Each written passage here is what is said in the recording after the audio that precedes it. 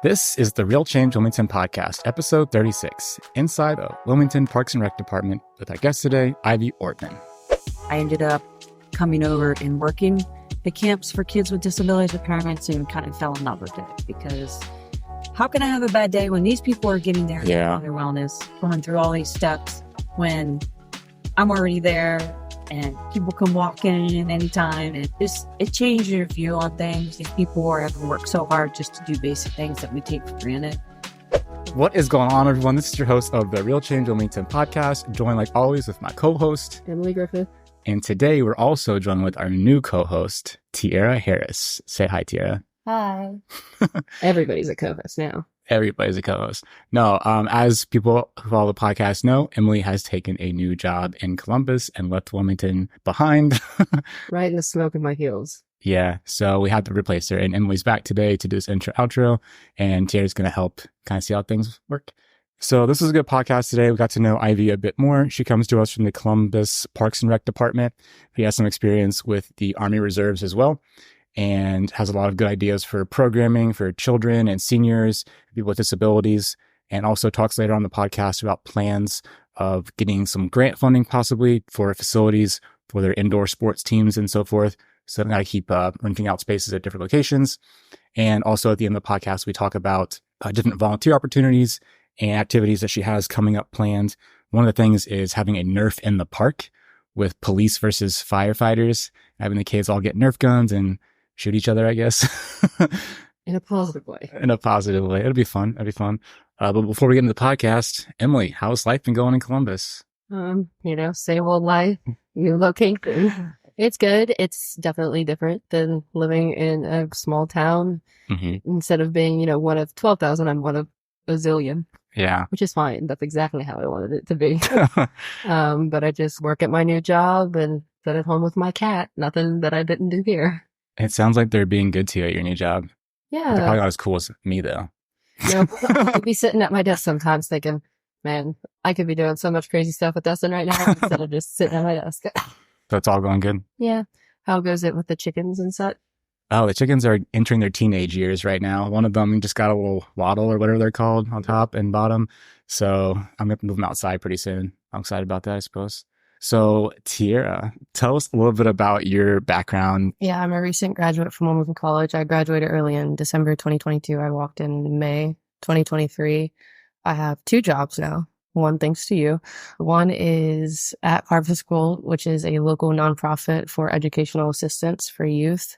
And I do have media experience through contracting and also from doing work at Bible Missionary Baptist Church, which is also in Wilmington, Ohio. So I'm putting you on the spot right here. Yeah. What's been your most fun experience so far at Real Change Wilmington? I like traveling.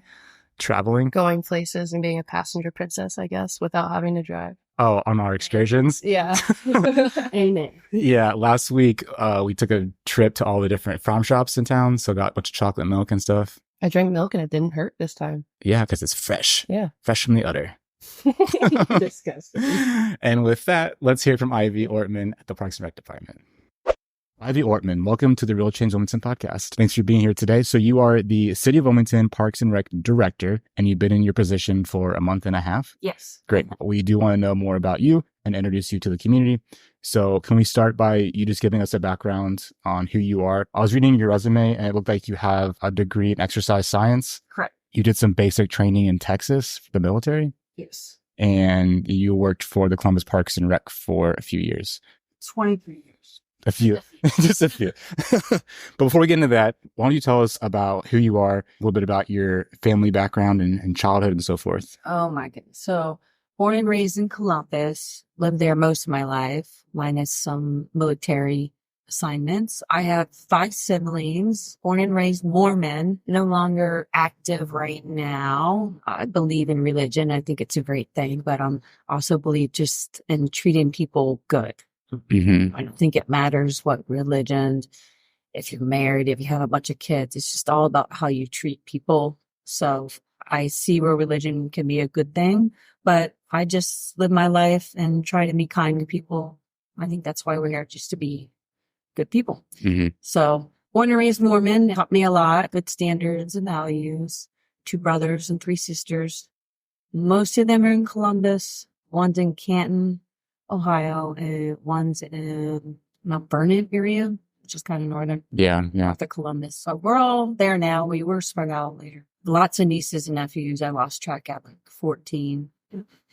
They call me the super aunt. I spent a lot of time with them. So are they still Mormon then? They are. Your siblings? Oh. Okay. Yes. Mormons like to have kids, I heard.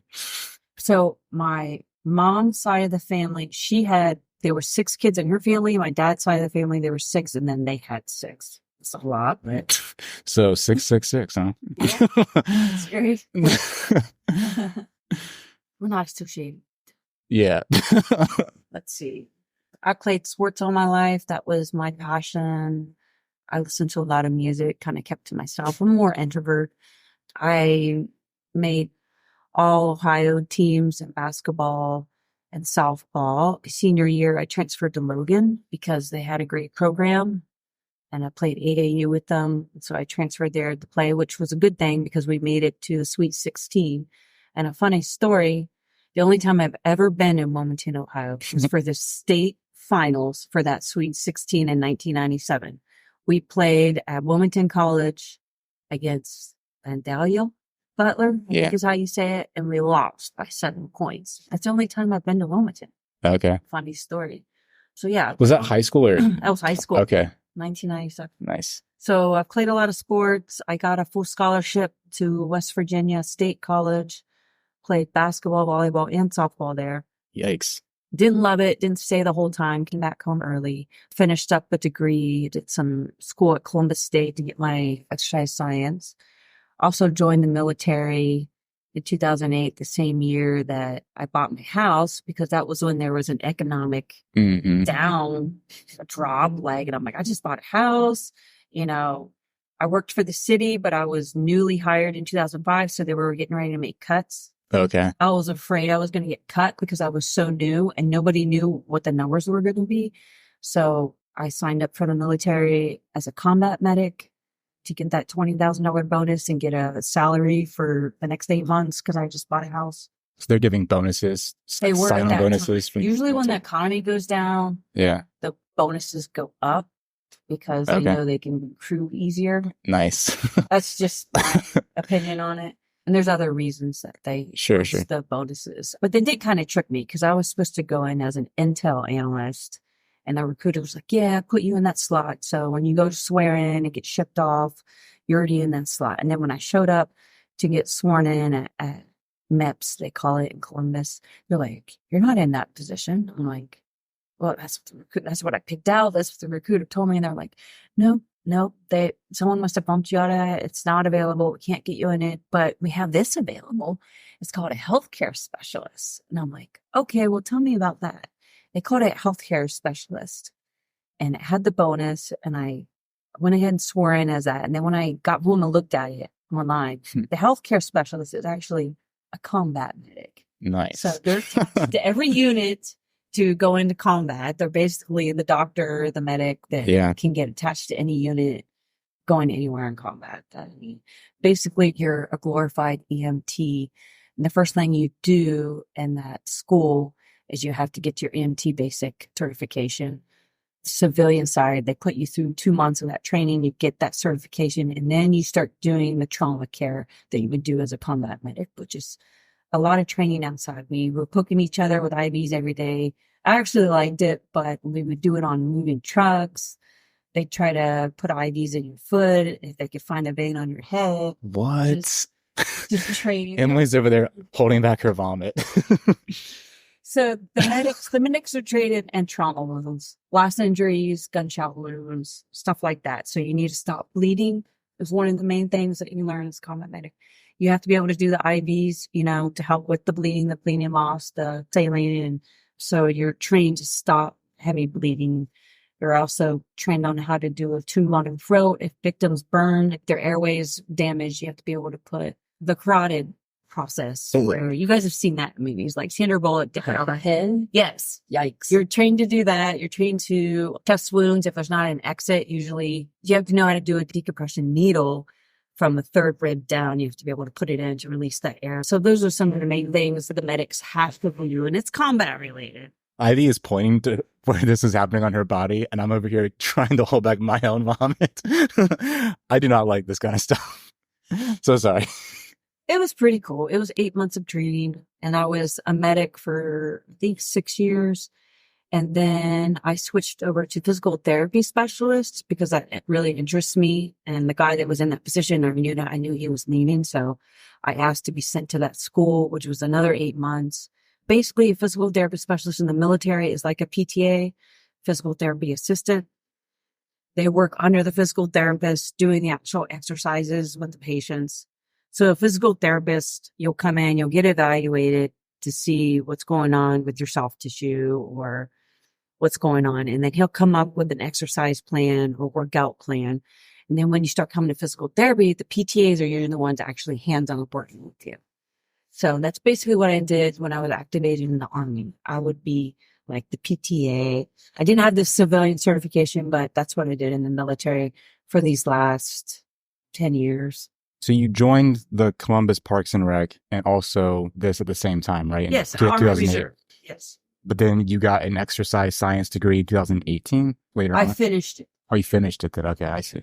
So what did you originally go to college for then? Was it that? When I was at West Virginia State, I started a psychology major and criminal justice minor, but I didn't finish it. Okay. Did you ever actually go into combat or travel? I deployed in 2018. I was gone most of the year. Long story short, I was seeking promotion and I couldn't get it where I was. So I actually got a third military job as a cable installer because I had this plan that I would go get this secondary job, get promoted, and then switch back to a medical unit.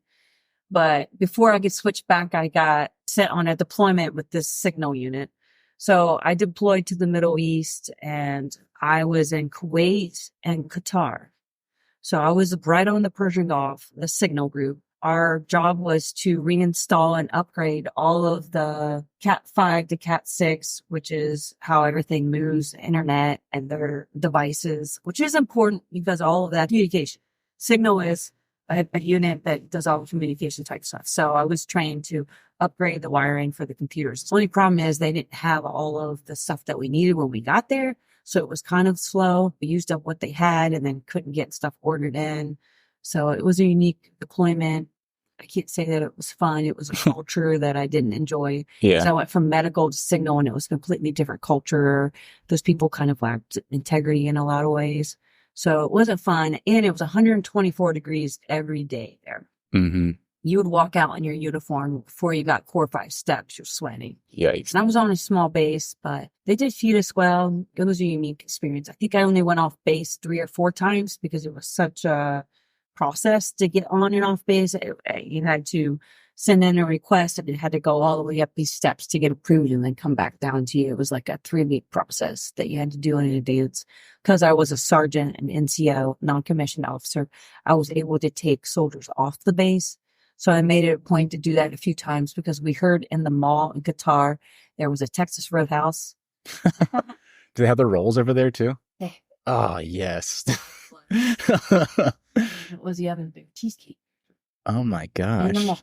So, why did you come back? I'm like, I'm going to make take the lower enlisted out just to go to the mall and eat. And Wow. we weren't allowed to wear uniform. They didn't want us walking around in uniform because Qatar was a mixture of people who wanted to westernize and wanted to be like us, and a mixture of, the typical, they call it the people who don't Muslims like the West. that Yeah, wear that. sure. And they would walk through you. They would not move out of your way. It was like, no, you can get out of my way. Sure. So it's like being the foreigner in the country, you get to see how it can be. But it was a mixture in the mall. So like half and half. And it was a neat experience. And when we came back on base, it was an hour to get back on the base because they would search every inch of the vehicle to make sure nothing had been put on it. Everybody had to get out and sit in an area and get searched. And it was pretty tedious. That's why we didn't go off. All that for rolls and cheese. Yeah, that's why in 7 months, we only went a few times. Did you like being out of the country? Yes, being out of the country was unique and fun for me. I don't have any big complaints. I think it's good to experience different cultures because it helps your awareness and you learn things from that. Just like how I told you, I noticed they would walk into us and we'd have to move. It was like setting that precedence, like right here. And it gives you that awareness, maybe that's what people deal with when they come into our country. And you see that, just makes you aware. So yeah, I think it was good going to a different country and seeing different things. And we had to take training before we went there to have some understanding of the culture and things that you need to respect that we wouldn't think of. They did have on base one time, I forget what they called it, but it was like a culture thing where we ate all the food of that culture. They had like this long table full of rice and meat, super long. And it was kind of like a buffet thing. And it was all the food from, that area. And I was like, starting to put some on my plate. And I'm like, hey guys, what is this bone? And they're like, oh, it's a camel bone. That's camel meat in there. I'm like, okay. In the trash. But then you have to think, we eat cows and chickens and some places don't. They're probably like, no, and over there it's camel and lamb. And, so it's like, I didn't want to eat that, but that's just, it was so long. I'm like, what? So there's just one experience I had. And they had like all these hookah tents set up. Yeah. So hookah's real big out there, I guess. I mean, I didn't do it, but they were just trying to give us that cultural experience. And one thing that icon that they have, I think, is some kind of hawk because I saw them there with them, some kind of bird. So all this was happening while you were also working in Columbus in the Parks and Rec, right? I was deployed, so I was still employed with the city. Yeah. But they put your retirement to the side. And then Columbus was really nice because they took care of people who were deployed. They would match the pay if you weren't getting enough while you were gone. And I still had all my benefits. I was still accruing vacation while I was gone. I was still accruing sick leave, which was super nice because I came back to that stuff being like fully stopped. I didn't lose out on that. So Columbus was very good at taking care of military members in that way. So I didn't lose out on that. So yes, I was still employed on deployment. They can get rid of you. It's against the law. There's this thing called USARA rights that is federal laws that they have to follow. Like the position that you leave has to be given back to you, stuff like that. So can you kind of tell us your career journey at Columbus then? So I was still searching for like what I wanted to do. I knew I wanted a job that I would enjoy because I had always saw people all around me growing up that didn't like what they were doing. And I was super active. So recreation always interested me, but it wasn't until I had a friend that worked there that hired in the summers and brought me on as their assistant to start doing camps. I think it was 2003, maybe. I was an assistant director for camps seasonally in the summer. And I did that, I think, for 3 summers before I got on full time. So I applied for full time and got on probably because I had already been doing the work and had some experience. And I applied for a recreation leader position full time and I got it. I had to go through all these steps, interviews, 6 different interviews. The final one was with their director at that time. I got that job full time. It was second shift. I remember when I started, it was Tuesday through Saturdays. The Tuesday through Friday was 1 p.m. to 10 p.m. And the Saturdays were 9 to 6. That was my schedule when I came in, which I didn't love. But when you think about youth programming, most of it's in the evening and in the weekends. So I started at a rec center called Thompson and Barrack. I split. I did 3 days at one and 2 at the other because that's what they needed. And tons of kids were at Barrack. I had 30 kids show up after school and I would be running the programming. So that got me started real quick. It kept me busy. And those kids could walk over from the community. A lot of the community centers were strategically placed in low-income areas. The whole point, I think, of rec centers is to get kids off the street. So locally, they're doing stuff with us instead of getting in trouble about the street.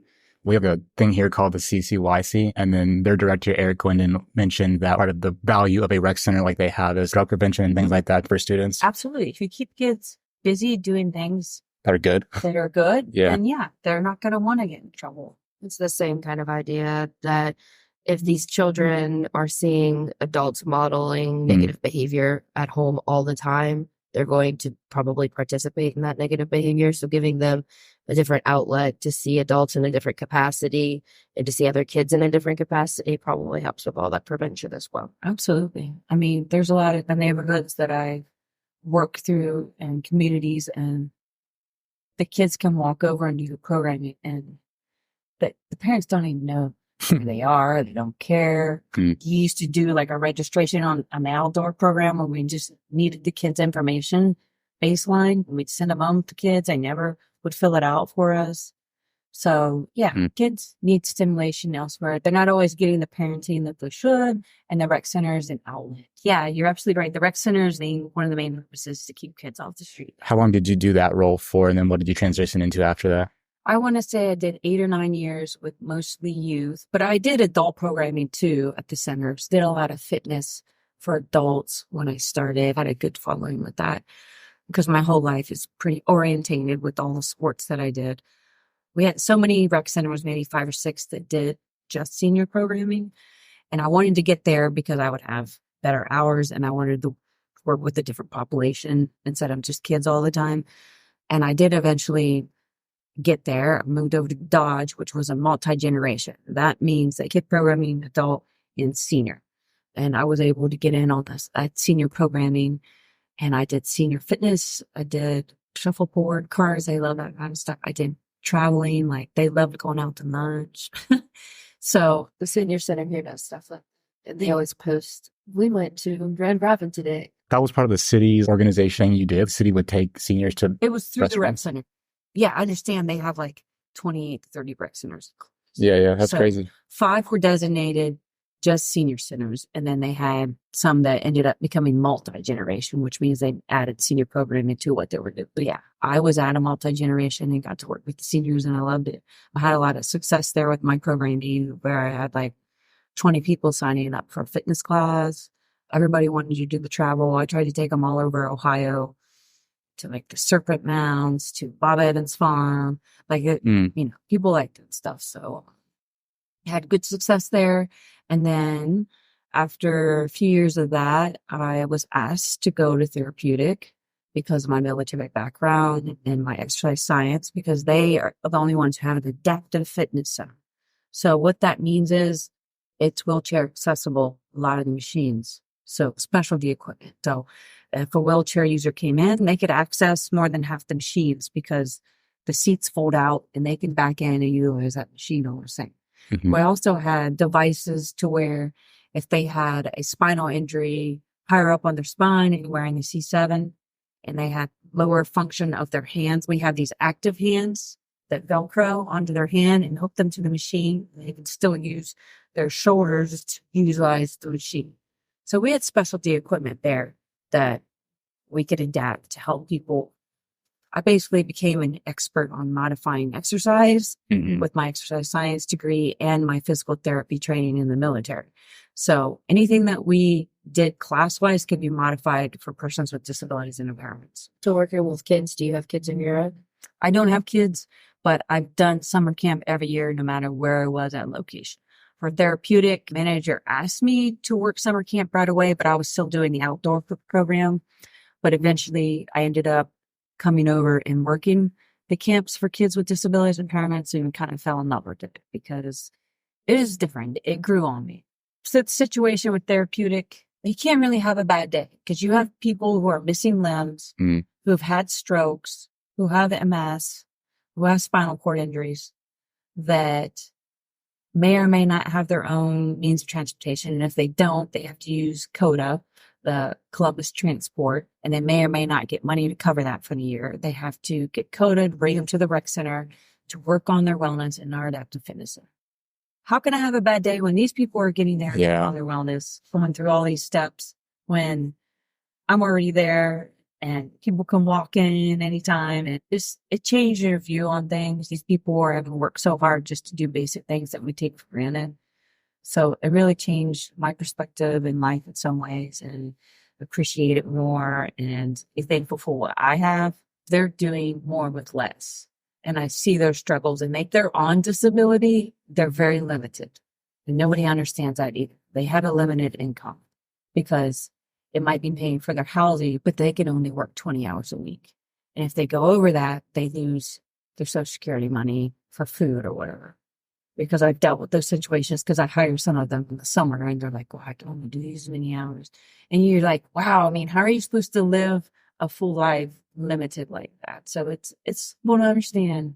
And I've learned all of that and it's humbled me a lot. I was proud to work in an organization that was giving back to that special population. I worked really hard at the camps. The kids were coming in with autism, nonverbal, Down syndrome, a variety of disability and impairments. And I'm creating the programming. For instance, we made groups A, B, C, and D because the kids in A can do a little more, they're a little more functional.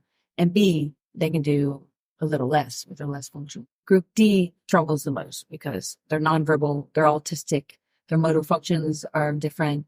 Maybe they're 20 years old, but they're cognitively really 8 years old. So the activities that you do have to be adapted to those children. So it takes a lot of more work, thought, and it takes very special staff to work with special needs. So all that hiring process is critical to care. And our ratios are 1 to 3 there. They were 1 to 3 instead of 1 to 10. So we have a lot more staff. And these kids have accidents. So we have to change them. They can't put their clothes on right. They'll put it on backwards or they'll put it on somebody else's. So one thing we had is we could go to our pool every day before it opened, which was phenomenal. Because no matter what their disability or impairment, they could enjoy that physical activity at the pool. They all loved it. We'd help whoever needed help getting dressed, and we had access to that, which was phenomenal. So we have a great program, and it continues on without me. But one of the reasons I came here was for advancement. I don't feel like I was being utilized to my fullest, and it was kind of stuck in a non-promotional situation. Mm-hmm. So that's one of the reasons I started looking, and the main reason why I accepted this job. I have a lot of experience outdoors, and I'm going to create programming for the outdoors. The youth sports has a huge following here, and I have a full-timer. Jody is doing a phenomenal job running the sports. He's bringing in a service that is being utilized. He just had 224 sign-ups for soccer. That's a lot. So the kids are here. Mm-hmm. So it's my job. Sports is going. I'm going to try to create different things. I don't exactly have a huge budget for it, so I have to be creative. So, for instance, I'm going to do a survival camp. It's going to be a week long. There's a fee associated with it. It has to pay for itself and then some. And it's going to be jam-packed with life skills. So they're going to learn basic first aid. They're going to learn how to pick out a camping site and what that looks like, how to start a fire, how to use a knife. We're going to have the fire department come talk to them about fire safety. Is that children's or adults? 9 to 15. I mean, I think that's a responsible age for what we're going to go over. So there's a heavier fee associated with that, but then a little bit of money I make on that, then I can run art day camp for free or something else. So I have to be creative in my processes, and I have a whole list of programming I'm doing. I have no idea how it's going to go. All I do is I can create the opportunities for the community. I can put it online. I am doing registration, whether it's free or not, because I need to know who's coming and how to set up for it. Mm-hmm. And that might be new to the community that it's all online, but they can come see me and I can help them do it if they can't do it online. It's my job to put the new opportunity out there and see if people take advantage of it. I've heard really great things about your Youth Rec Soccer League. We just featured a youth citizen in our last paper. She was my neighbor when I lived here, and she loves soccer. She's played it every year for the last year. And with the recreation? Mm-hmm. Yeah. I mean, if 224 people are signing up, then Must be doing Smoke Rec, right? Yeah. You seem to have a lot of passion for Parks and Rec and being in creation of that programming and being hands-on with the community and the youth, and I think that's really great. Thank you. I have a lot of people to meet, and I've met a lot, but I have a long way to go. What I'm told, there's a lot of resources, and I'm looking forward to meeting those people. There's groups. There's some programming already been going on that I can partnership. I just met the library staff. Some of them are new, and I found out that they're not doing an Easter egg hunt, which I don't think people know. Oh my gosh, breaking news. So Be picketing in the streets. I have an emergency meeting with my board. because we're going to try to plan that and take that over. And it's going to be a huge, huge event and task because the library said they pack 5,000 acres. Mm-hmm. Oh, yeah. Yikes. So you've got 3-4 times the space the library's got over at Denver. Well, that's what we have to figure out. We have to talk to the library because we want to put all this work in to run this big fabulous event that we put all this work into in a short period of time at Denver. And then are they going to take it back next year? We need to have a meeting with the library. I told them we're going to try to plan to do it. We're going to make sure that's okay. And then get some park board members with me to be like, how you want to do this moving forward. And so that we can start actually planning around it because we do already have an organization that said they used to pack the eggs for them, which would be nice, but I don't have the staff at the time to do that. So we do have some resources up there. So we just need to figure it out. Can you give us an overview of what the Park and Recreation Department offers to the community? On the website, it talks about you do sports programs, you have some trails, you have the splash pad, just like a review of what you offer the community. Right now, that's pretty much it. The youth sports are ongoing year round. Registrations are online and Jody manages all of that. The trails and the parks are open to the public, dusk to dawn. Everything at the parks, public, the trails, from what I'm understanding, are utilized pretty well. So we do have a maintenance guy that checks the trails. His job is safety of the park and keeping it clean. And we do have a full-time staff to do that. You had mentioned you are interested in the possibility of looking for grants to see if we can get another indoor rec center. That's going to be in the near future. Right now, I have too much on my plate. Absolutely. But I do think that with so many kids utilizing sports, that this community could use a rec center. But it's not all about the kids. So if I created a rec center, it would be all encompassing, all populations. And I would make it adaptive and I would make it agriculture related. Oh, yeah. Because this is a farm country. And so I don't see how they're going to be interested in helping if they did need to get it on a levy. If it doesn't interest them, it doesn't help them, then I can understand why they wouldn't want, especially if they don't have kids. So if I were to go for a grant and build something, it would also include some kind of agriculture piece to help the farming community who could come to free programming and classes and learn things that might help them with what they're doing. There's a lot of, I don't know if it's a rec center per se, but the buildings at parks and trails in Columbus. So the one that has the rock climbing wall, Scioto Park in Columbus. Yeah, Scioto Park at the rock wall. They have like a center up top that has like a nature area and like educational space. So you're saying something like that is well incorporated into the programming facility? That's more, I think talking about the Audubon is pretty cool. That's actually a state intro park that put that outdoor climbing stuff out there, which is super cool. It gets a lot of use. I mean, that's not something that I wouldn't think about doing, but having a rec center, and Jody has to organize his schedules with other facilities for us to do indoor programming for like basketball. He has to figure out this crazy schedule with using a preschool gym, elementary gym, here and there and everywhere to get his schedule. So it's definitely something we can use. So you're talking more like a YMCA type of deal? No, a smaller rec center that at least has one gym so that he can run his sports indoor and outdoor. We have the baseball fields. Soccer and flag football are outside. They're field trained. Basketball needs an indoor facility. So if something changed with the places that he's using, where would we do the basketball? Because a lot of kids do sign up for that too. So yeah, the youth could use a rec center, but I also want to really emphasize some adaptive, inclusive programming and senior programming. And really cater to the farm area too by creating programs that they can get something out of it too. Like conservation soil classes and agriculture classes that they can get something out of it. And that's a little bit in the future. For sure. Not right now. There's too much. You're like only a month and a half into the position? I mean, so like month 3 maybe might be doing this.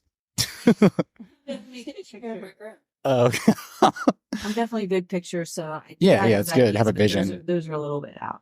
Sure. What's interesting is like the park director is that a lot of the elected city officials, like you're not an elected official, you're a hired employee. So you don't have to worry about expiring term. So you're not worried, if I don't get this done in 3 years, 4 years, who's going to take it over if I don't get reelected? You get hired and you come up with great ideas. The city likes you, city likes your ideas, and you get granting. Hopefully. Yeah, hopefully.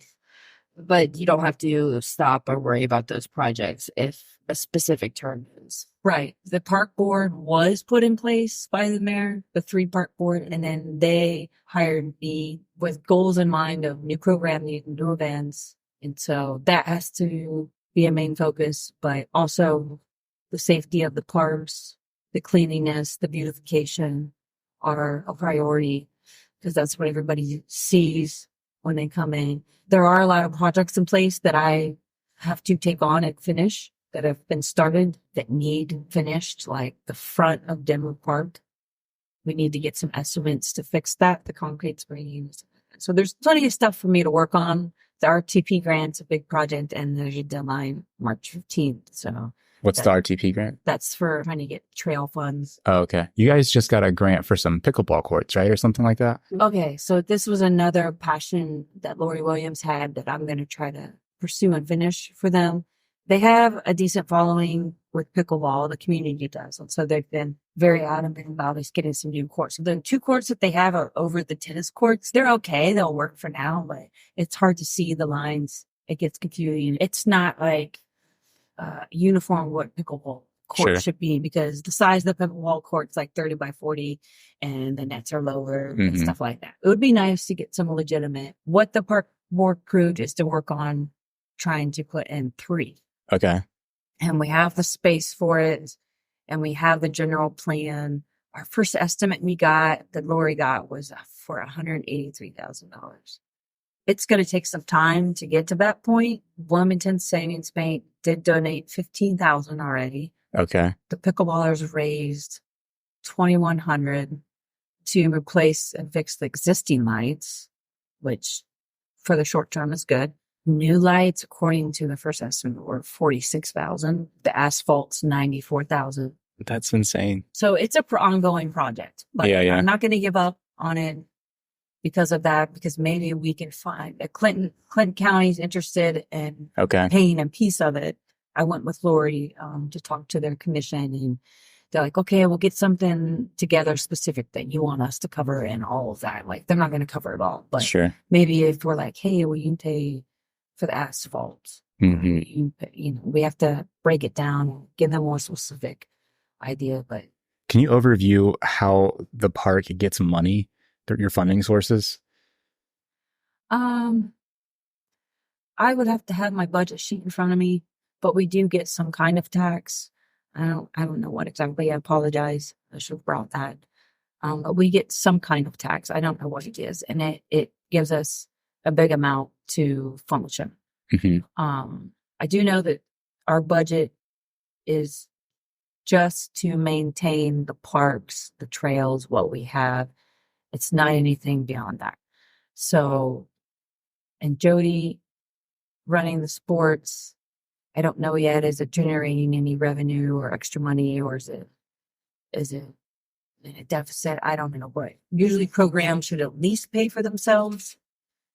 It doesn't, I'm not the type of person that's like, oh, I'm going to make a profit off all of this, but sometimes you have to charge so that you can have other free programming. You have to balance it out. And I think that's what I'm going to have to do this year to kind of get a grip on things and see how it goes and what that looks like. They seem to be functioning with the parks and the athletics as is with what they have. And so that's all the budget is there for. Does that make sense? So there's not like the expenses that we do have. There's lots of expenses with the park to come up that we can't fix. And so we have to contract that out. Like if a bridge needs repair or if a tree needs pulled out, we can't do this stuff. We don't have good equipment. So this is all stuff I'm learning. We do have to contract professional services, and we have an account line item number for that. Like if you were to come out and teach me about the website and you were charging, I have to pay for that out of our budget. Everything's paid out of our budget. We're paying all our own electric, all that stuff. And I assume there's people who like donate to the park too, right? Because like Denver Park is obviously has Denver's name on it. So I just kicked out the banner program, which I'm glad you brought up because I literally sent the email yesterday, and we've already had 24 organizations sign up to get banners, which is huge. It all goes into the athletics. Okay. Every penny of it goes back into the athletic sports. The banners that are on the baseball field? Yes. Okay. On the back? People purchase, if they don't need a new banner, we don't make a new one, but we put it back up because they pay that fee. What's the cost for those? It's $275 for the bigger ones, 4x6, I think, and then $225 for the smaller ones, which there isn't many of those for some reason. So the price difference is so small. Like, why not get the bigger one, you know? Yeah, I don't know. There's only a couple places where there are small ones. I think the Kiwanis Club is a smaller one, and Sims Field on that one is $225. The rest of them are $275. And that's per year or per season? Per year. Okay. And that all goes back into youth sports, every penny. That's a good idea. I mean, it's a good way for you guys to get funding and also helps businesses and organizations promote themselves. I think they raised $8,500 last year. Okay. On that, because I was able to see last year's budget, and I believe it was $8,500. That's a lot. And if we got 24 in one day, it seems like we're going in that route again. And we also want to see if we can get new sponsors, because there's some of the fences that aren't being utilized and filled up from what Kathy just told me. She's helping with the band, and she's a Make Shark will take one of those banners, I guess. Yeah? Yeah, I'll take one for sure. I'll send you the link. Okay. I think it's on your website. You can go there under the About section, maybe. And there's a link. Actually, let me send you the link because you won't get charged that. Oh, okay, sure.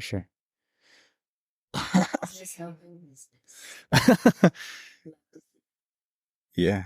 I think we covered this a little bit, but what are some of the projects going on right now at the Parks and Rec? And then what are some things that you maybe hope to see being a month in? So the youth sports are ongoing. The soccer registration just ended. I think the next thing that opens is the flag football registration. But definitely check online if you're interested in that. Some of the projects are the front entrance that we're actively working on to get it fixed. I'm going to try to organize a community service event, either late April or early May on a Saturday, and I will put a registration up for it. And any groups, any people, we're going to try to get all of our mulch, all of our landscaping stuff donated and have it set up for that event to where we send people out in groups and we go fix up the front, all the landscaping redone, and we fix up all around all the trees. We probably will do the mulch on the playground separate, but we want to get the community involved in helping us fix all the landscaping at the park because we don't have funds for that. And I do have a maintenance guy, but he's not a landscaper. He can fix things. He can build things. He helps with maintaining, he gets staff to help with the mowing, which is a huge easy thing. It's constant in the spring and summer, and we get a little bit of seasonal staff to help. But it'd be nice if we could bring the community in to help us do all the landscaping. We already have all that stuff ready, and then I get a couple grills and cook some hot dogs and feed everybody that comes out or something like that. We'll do that a few times this summer. It'll all be online. So they're projects. The trails aren't in dire need, but I am working on the grant because that would take like a year before all of it came together anyway to do repairs and stuff. There's nothing that's not safe. Those are always going to be handled right away, but I'm always looking ahead. And so was Lori. So the trails are on the radar for projects. The Exodus Park pergola, we did get the funding for that. I'm going to make the calls to start that getting repaired and fixed. And that's a project we're working on currently. But it is going to be underway here in a couple of days. So you're just going to repair what's there, the pergola? Well, they're doing a lot. I mean, they're going to come out. They have to sand and paint. I have to order boards. I don't think they're taking the structure completely down, but they are completely fixing it. And putting new lighting and cameras, I believe. Okay. The cameras stopped working, so.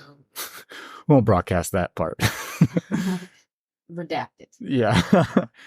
Cameras are working. Do not commit crimes at Zydus Park. Have you connected with Anna Vance yet at Code Enforcement? Because she has a Clean Up Wilmington group that has a lot of projects. I've heard that name, and she's on my radar. Yes, I will. I'm sure she could get some volunteers to help with part of that. Exactly. So. Yep, I have that written down for that event because everybody's telling me that. So. Okay. Yes. And we've talked to, so we have our newspapers in Kroger, and they have executives come over sometimes, and they reached out in the past to us and asked like if we knew any service projects going on. So maybe there's some like bigger companies that need to do service hours or something like Amazon or Kroger or whatever that would love to do that. Yeah, I'm going to try to network as best I can, and the stuff, the community, people that already do stuff. I don't know why people all just come together. Yeah. Because another project we have, the Roberts family donated that 10-acre wooded lot in the corner of Denver, and Lori paid a lot of money to have that, and they cleaned out all the honeysuckle. They tore it all out, and I didn't get to see it before, but I've walked back there a couple times, and it's just canopied with, branches and sticks and everything. All that needs cleaned up. It all needs picked up and thrown in the piles that are out there. So that could be a huge community service project too, because I don't have the manpower for it. Yeah. I could go back there every day for 3 months. You probably wouldn't get it all done.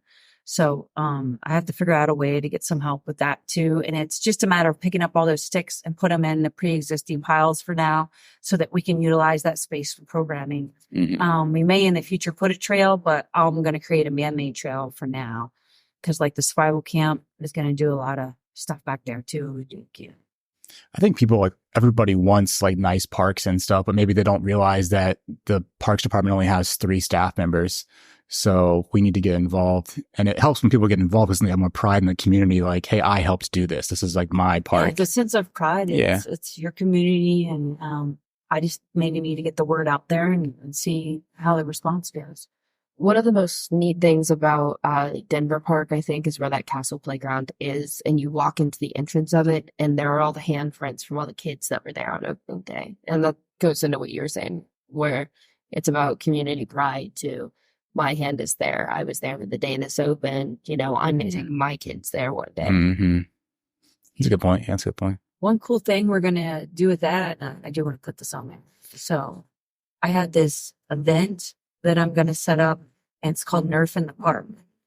And I want to get the firefighters there with the truck and the police there with something cool. And we'll have a little like community moment of like a half hour where the kids can talk to the firefighters, and I'll get other organizations there hopefully. They can ask questions, they can get pictures, and then the police and the fire are going to participate in the Nerf War.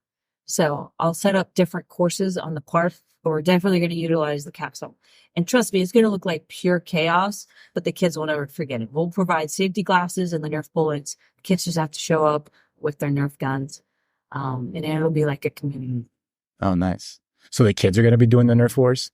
Yeah, but we want to get like the police and fire in with them doing it. Oh, okay. Nice. Maybe even get some recruiters out from military organizations too.